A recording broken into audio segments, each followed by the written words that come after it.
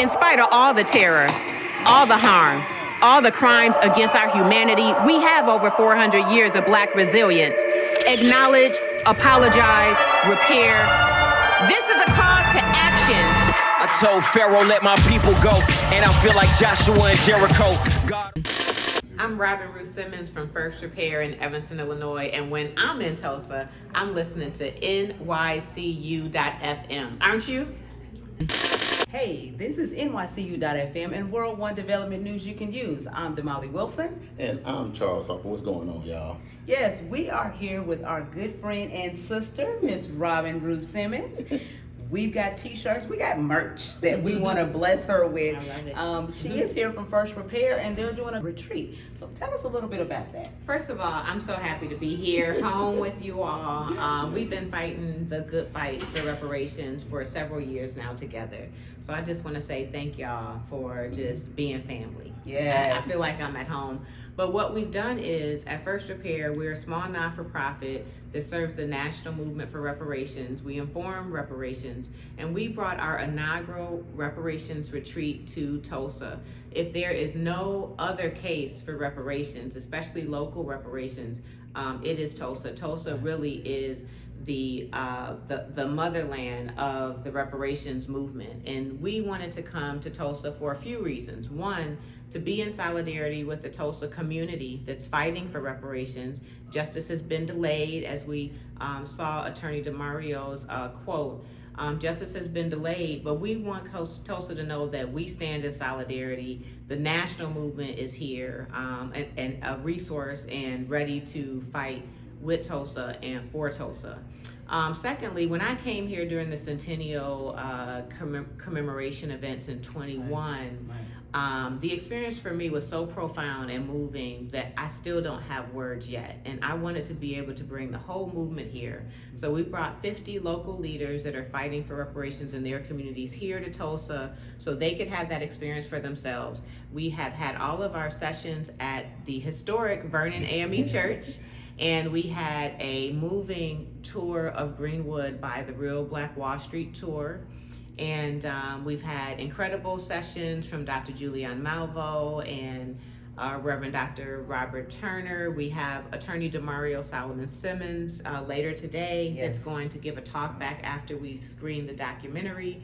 Of course, we had our own Councilwoman Vanessa Hall Harper. Hey, love you, sis. So she's been with us throughout the whole time, but the Tulsa family at large in the movement is just incredible. So we're grateful. We want to make it an annual retreat. Awesome. We want to make it an annual retreat, and we are hoping that we can lean on you all for more Come support, because on. I'll tell you, it was difficult to plan from Evanston. So we look forward. This is our second in-person convening. As you know, we have an annual national symposium every year in December. And you all have perfect attendance at Tulsa Post. So we're looking forward to coming back, but we are here. We want Tulsans to know that First Repair and the movement for reparations at large, there are many organizations that are here, not just First Repair. There's NARC that's represented, Reparations United, Reparation Education Project is here, Liberation Ventures, Decolonizing Wealth, initiatives for reparations from Kansas City, Missouri, Los Angeles, California, Chicago, Illinois. I mean, it's just a long list of communities. There's actually 36 unique initiatives for reparations that are represented here in this group at this convening. And all of us are fighting our local fights, but we share that same North Star for a federal reparations bill to pass HR 40 specifically. And so that's what we have going on. In the meantime, we've had some great food. We all ate at Fixin's. Yes. And what else have we done? Some folks have rode the scooters. We don't Yes. have those. Yes. Yeah, we don't have those in a lot of our cities. And we did a 5K today. Look, I did a You 5K. did? Yeah. Come on. Yeah, there were probably about maybe 20 of us from the group that did a 5K. Yes. Part of the Juneteenth festivities, which have been amazing. Yes. Just amazing. Yeah, it's The reparations anthem was performed last Yes, night. it was. That was great. So it's just been so much that we have experienced in a very short amount of time. Yeah. The accommodations here at Indigo, Tulsa downtown have been really stellar. Yes. And we can't wait to come back. So we are so excited that you guys are all here. Tell me one thing. You just mentioned that you went to Juneteenth and participated in the Juneteenth festivities. One thing that you enjoyed yesterday, Juneteenth wise. Juneteenth, what? Well, I mean, the festival, just there was a local artist. I think her name was Alexandria. Yes, she was. Listen, sis, I was like, she was amazing. So we were backstage, just like, just enjoying her. And I will say, seeing all the vendors, like, you know, as a serial entrepreneur myself, like, I never can get enough of seeing Black business, Black economic activity, Black excellence, products that represent us, that are, you know, produced and innovated by us. So I love seeing that. And I love seeing all of the support. So there was a sponsorship deck, or like, and so to see there were so many different types of businesses and organizations that supported the Juneteenth initiative really gives me hope on like the possibility of reparations happening at a municipal level, because community seems to be involved. If you understand Juneteenth and the national holiday around it, it is a form of reparations. It's alone is not satisfactory, but it is a form of satisfaction. Holidays, monuments, and so on. And so I believe that baby steps are happening, and the Beyond Apology series here in Tulsa was really incredible to educate the broader community and bring in allies and ultimately get those yes votes on city council for reparations under the leadership of Councilwoman Vanessa Hall Harper and all of y'all that are doing this work.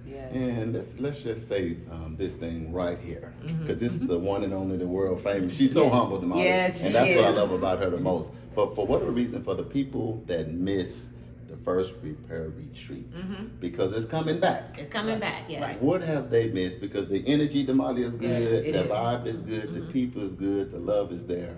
But for the people that missed it, talk to them. Tell you know, them you something. really missed something special, and it's going to be hard to put in words, but I'll tell you that the sessions, for the most part, have been open to the public, and so we're hoping that next time you can help us get the word out to the community.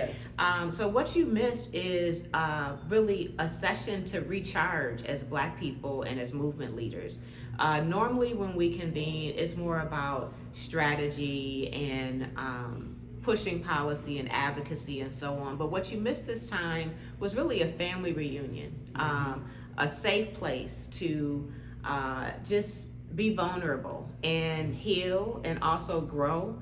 We had sessions on wellness, which included our medical wellness, our physical wellness. Just now we had some sessions on different ways to move our body and to meditate, to make sure that we're well, because we just deal with so much trauma in this work. And even if we're not in the work as Black people, we just deal with so much trauma, and we've inherited trauma through transgenerational epigenetics. So you missed that.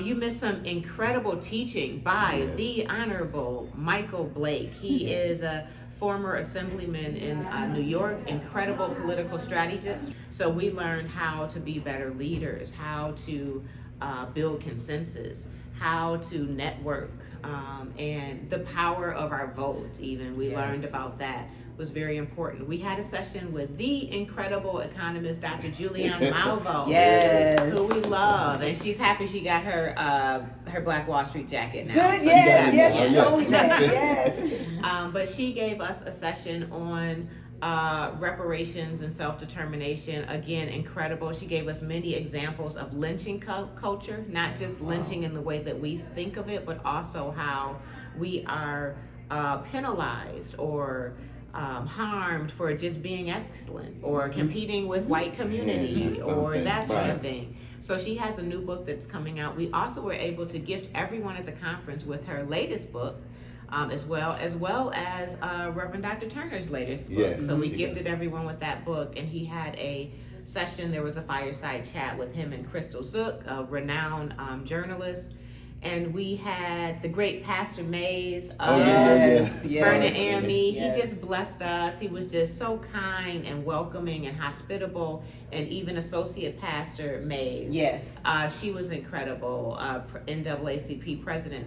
So we had a walk over to Fixin's, and we had a home-style meal, and everyone had the itis after that. Exactly. I could have told y'all that. Yeah.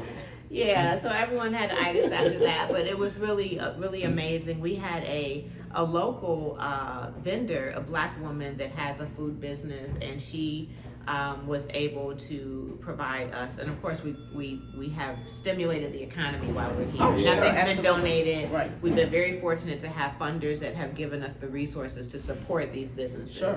So the sister made lunch boxes yesterday that were healthy and to everyone's dietary preferences. But then we had the tour of Greenwood. Oh my goodness. And that it was led by Chief of the the Real man. Black Chief Wall Amazon. Street. Yep. The brother, let me tell you something. He's the one. We need to come back just to extend that tour because he was so knowledgeable and so patient with everyone's questions, and we all learned more. And I've been here now several times. Every time I come, I learn something different. Yes. And so what I really appreciate is this part of the tour, which it's my first time seeing. It was a church that had like the big life-size pictures on the wall. So he was able to map and show us where we were and where, the worst of the massacre was, and where some of the structures were, the Stratford Hotel, and just kind of put it all in context for us, and seeing it in real life size made it more real. Right. In addition to that, we've had the Black Wall Street Chamber of Commerce. Oh, so we Kuma? had Kuma. Yes. Sister Bad. Yes. Oh, she's listen. one of the baddest. Man, she was incredible with her yellow on and her beautiful self. But her session was pretty amazing, and she opened us up with an interactive workshop, so it was nice, and it showed us how much we have in common as Black people, but it also showed that we're not a monolith. It showed that we're very different in a lot of ways, that we have different cultural backgrounds, and we have different goals, and we have different identities in addition to being Black. We are queer or veterans or different things like that. And so that was really a nice exercise that was a unifying exercise. Right. And then you just missed like good time. We kicked back and sweet last night. We've had a charcuterie board and just some good music. And I grew up in a space where we had house parties and car parties and all of that. And so we kind of recreated that here at the Indigo. I which love was that. really, really nice. So we've done a lot. Yes. In a couple of days. In a couple of days. Yes. And this is our last day here. We are doing our regional strategy sessions now. So the leaders are convening on updates from their regional work, and we'll be reporting out and also sharing how all of us can support their initiatives, whether it's sending letters of support or helping finding technical assistance or identifying funding to support the work. It could be in expert that's missing that they need access to, but we're here to support each other's initiatives.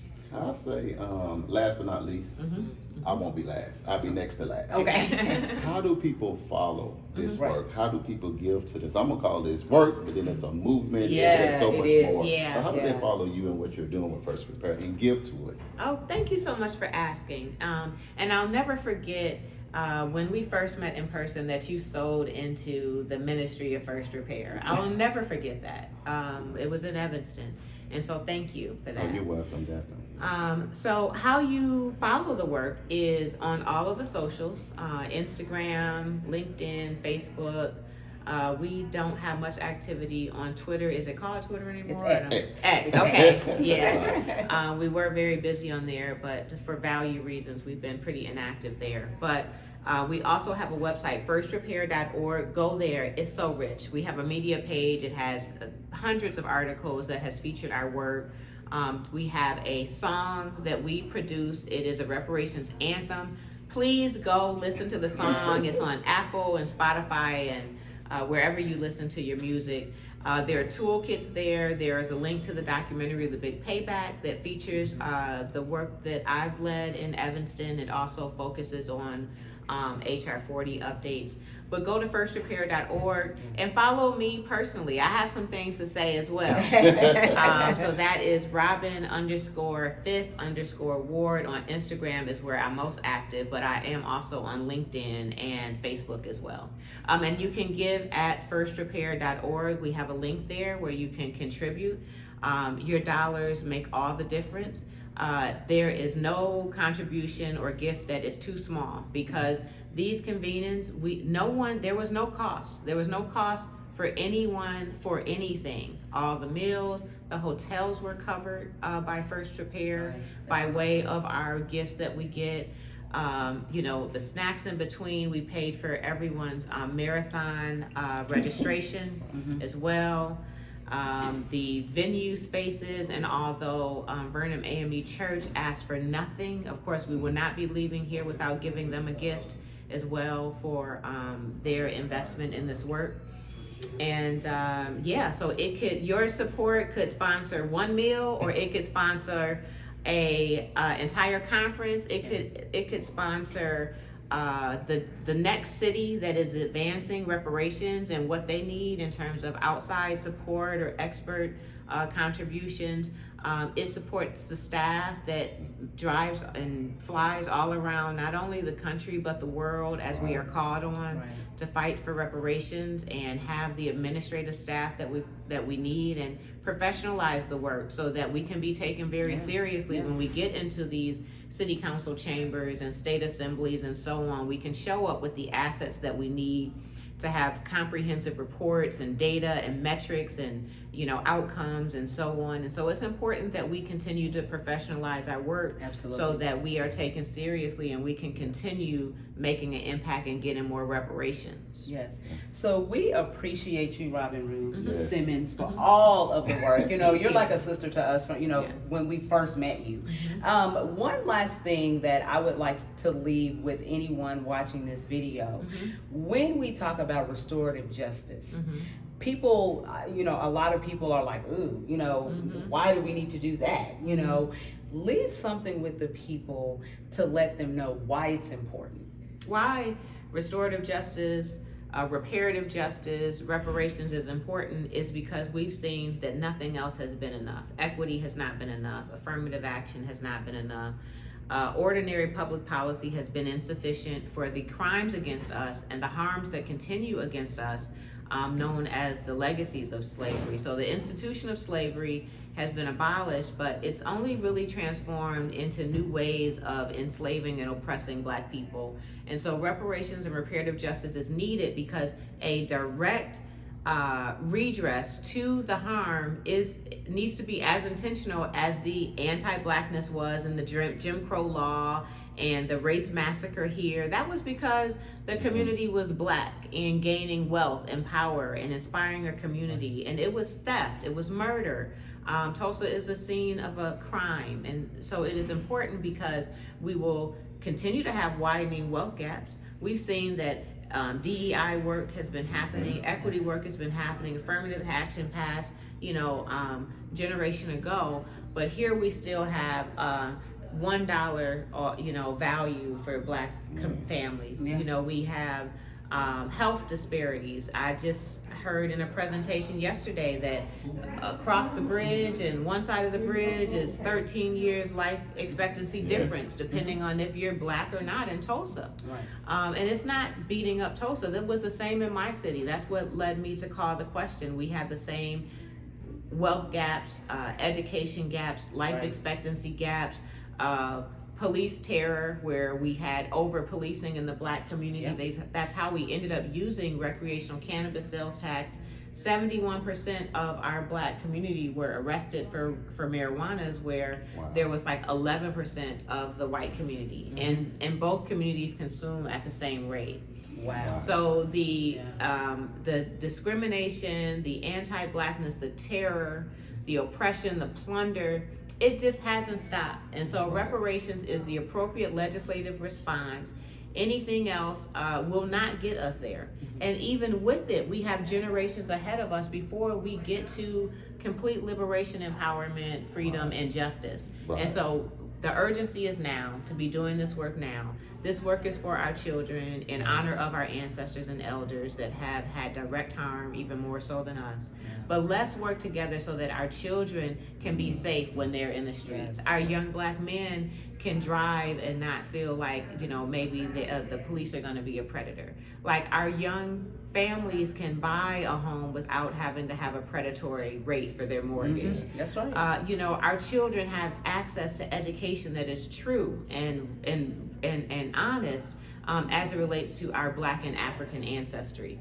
Like, these are the things that we're fighting for. It's not a penalty to white America. It is not a punishment. It is not about taking away something from someplace else. It is about justice. And in that process of justice, some things will need to shift. And that will include wealth for Black people, joy for Black people, safety for Black people, policy in the favor of Black people, and so on. And I'll go on and on. But I just want to say thank you for the work that you all do, and thank you for getting this important message out and all the other messages that you do. I see you on Facebook and Instagram. I mean, I don't know when y'all sleep, seriously, because it seems like you're everywhere. Yeah. But I see you, I'm inspired by your work, the spirit in which you do your work, just always so warm and friendly.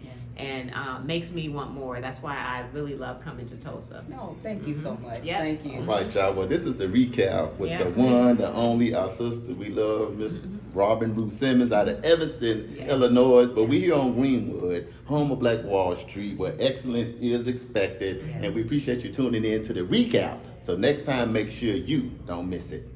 All right.